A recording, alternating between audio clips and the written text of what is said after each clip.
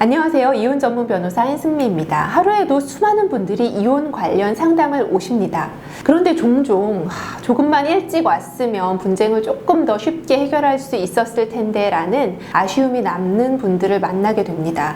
그 이야기를 나누시고 오기 전에 저한테 먼저 상담을 받으시지 그랬어요.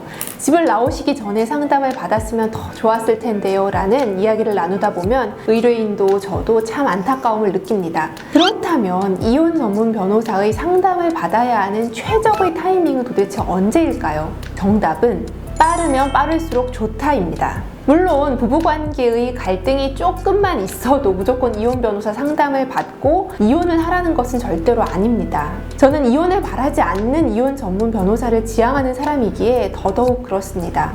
하지만 병의 치료도 초기에 대응을 하면 수술이나 치료가 쉬운 것처럼 이혼 절차도 초기에 잘 대응을 할수록 더 큰 분쟁을 예방할 수 있습니다. 변호사님, 제가 지난주에 남편이랑 싸우고 짐을 대충 싸서 집 나왔어요.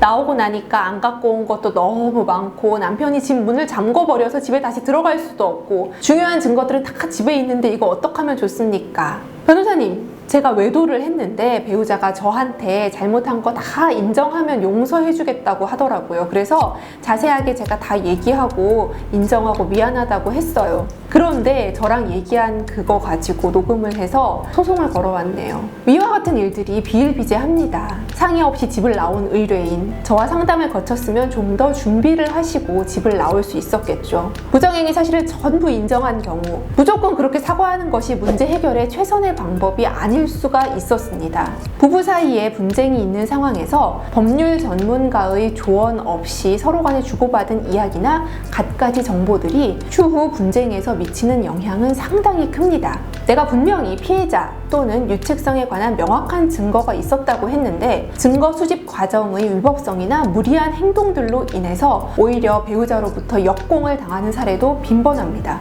부부 사이에서 항상 전략적으로 움직이는 것이 최선은 아닙니다. 그렇지만 화해를 하려고 해도 법이 정한 기준을 알아야 화해를 하든 다툼을 하든 선택할 수 있습니다.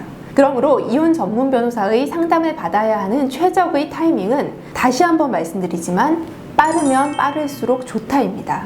이혼을 하시라고 권하지 않습니다. 이 갈등의 상황을 어떻게 지혜롭게 빠져나갈 수 있는지 냉철하게 조언드리겠습니다.